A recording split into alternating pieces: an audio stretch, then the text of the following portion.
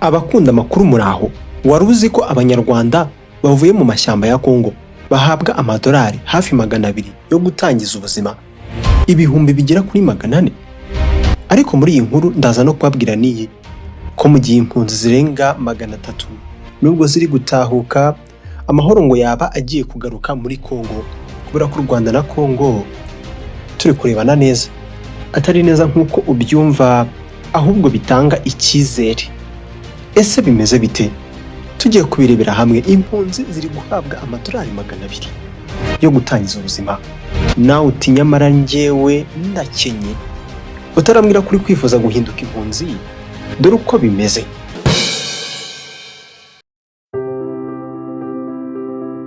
U Rwanda rwakiriye abanyarwanda barenga 300 babaga muri Congo. U Rwanda n'abanyarwanda 329 bari barafashwe bugwate n'umutwe w'iterabwoba wa FDLR ukorera muri Repubulika ya Demokarasi ya Congo. Ibi ni nako byagenze ku itariki 26 z'ukwa gatatu, aho rwakiriye impunzi hafi 222. Abatashye icyo gihe bari biganjemo abana 149, abagabo 15 naho abagore bari 58. Banyuze ku mupaka munini wa Raklonishe uhuza u Rwanda na Repubulika ya Demokarasi ya Congo, ari naho Uyu Munsi n'impunzi zakiriwe, ni ku Gisenyi aho ngaho.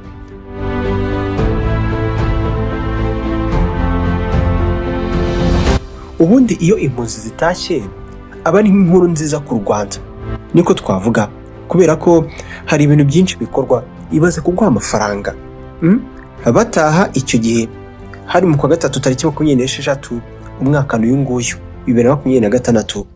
Bahagera, bageze ku mupaka bahasanga imodoka zibategereje, byaro kugira ngo bajyanwe mu kigo cya Nyarushishi mu karere ka Rusizi aho ngaho, babanza kunyuzwa mu by'agateganyo. Mu busanzwe babaga mu nkambi y'agateganyo ya Goma, nyuma yo kuva mu bice bitandukanye burasirazuba bwa Repubulika ya Demokarasi ya Congo, aho bari barafashwe bugwate nk'Uyu Munsi nyine zatashye na FDLR. Inkuru niyo ku gihe, igihe.com.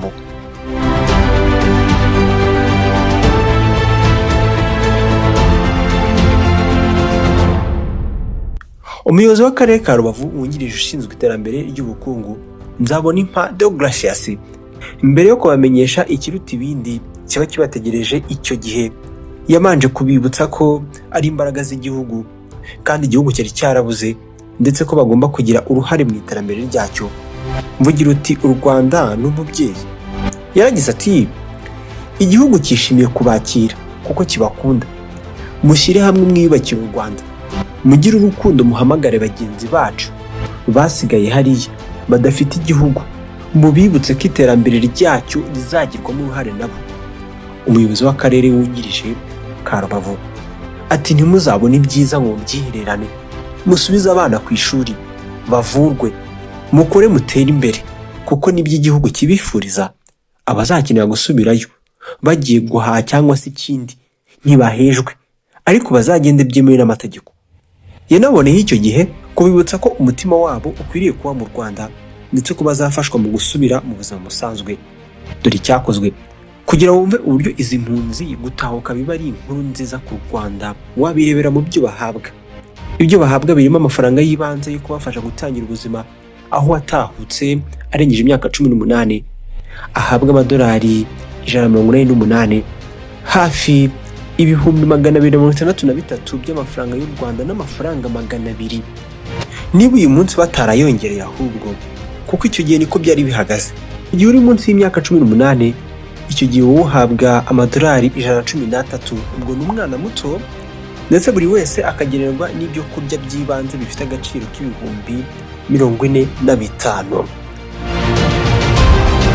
Impunzi reka tuziveho, u Rwanda ntako rutagira. Duhindura ingingo. U Rwanda na Repubulika ya Demokarasi ya Congo byasuzumye aho bigeze byubahiriza amasezerano ya Washington. Ayo ni amasezerano y'amahoro. Abahagarariye u Rwanda na Repubulika ya Demokarasi ya Congo bahuriye muri Leta Zunze Ubumwe za Amerika nanone mu nama ya 5 y'urwego ruhuriweho, basuzuma aho bigeze mubahiriza aya masezerano y'amahoro ya Washington bafitanye. Uru rwego urwego ruhuriweho rwashinzwe hashingiwe ku masezerano y'amahoro u Rwanda na Congo byasinyanye i Washington tariki ya 27 Kamena umwaka ushize 2025. Rufite inshingano yo gukurikirana iyubahirizwa ry'ingingo zirimo gusenya umutwe w'iterabwoba wa FDLR no gukuraho ingamba z'ubwirinzi ku ruhande rw'u Rwanda. Tariki ya 17 na 18 Werurwe aho ni mu kwa gatatu uyu mwaka 2026, abahagarariye ibi bihugu bahuriye mu nama y'uru rwego i Washington bemeranya ko mu ngamba bagombaga kureberaho harimo guhosha umwuka mubi no gushyira mu bikorwa amasezerano y'amahoro. Mu myanzuro yafatiwe muri iyo nama icyo gihe harimo kubaho ubusugire n'ubwigenge bwa buri gihugu, gushyira imbaraga mu bikorwa byo gusenya umutwe wa FDLR ndetse no gukuraho ingamba z'ubwirinzi no kurinda abasivili bose. Minisiteri y'Ububanyi n'Amahanga ya Amerika yatangaje ko abahagarariye ibi bihugu Qatar n'umuryango wa Afurika yunze ubumwe bongeye guhura tariki ya 23 Mata 2026 n'ejo bundi ku wa kane. Buri ruhande rwerekanye aho rugeze mu kubahiriza imyanzuro yo mu kwezi gushize. Uti babonye bigeze hehe? Iyi minisiteri yagaragaje ko u Rwanda na Repubulika Iharanira Demokarasi ya Congo byagaragaje ko bishaka ko amahoro aboneka mu karere kandi ko bizakomeza gukora ibyo bisabwa cyane cyane byubakiye ku ntambwe zimaze guterwa. Umujyanama wa Perezida wa Amerika ushinzwe ubufatanye na Afurika uwo ni Masad Bulose, n'umwe mu bitabira inama z'uru rwego kuba rwajyaho, yatangaje ko byumvikanye kongera guhosha umwuka mubi no kubahiriza amasezerano y'amahoro n'u Rwanda na Congo. Bulose yagize ati Congo n'u Rwanda byashimangiye ubushake bwo guhosha umwuka mubi no gukomeza kubahiriza amasezerano y'amahoro byubakiye ku byagezweho bishingiye ku nama yabereye Washington muri Werurwe. Amasezerano y'amahoro yasinywe muri Kamena mu mwaka ushize yateganyaga ko ibikorwa byo gusenya FDLR no gukuraho ingamba z'ubwirinzi ku Rwanda ibyo byari buzamara iminsi 90, ariko hagiye gushira umwaka nta gifatika kiragerwaho. Mbere y'uko wumirwa ndabizi ukunda inkuru n'amakuru y'ibyasohotse mu binyamakuru, dore n'ikimenyimenyi tugeze aha ngaha tukiri kumwe.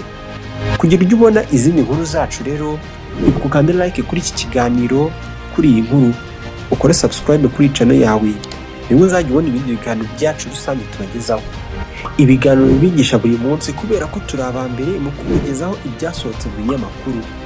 Nyine ko Samuel Mugisha ibi birihutirwa mukore subscribe.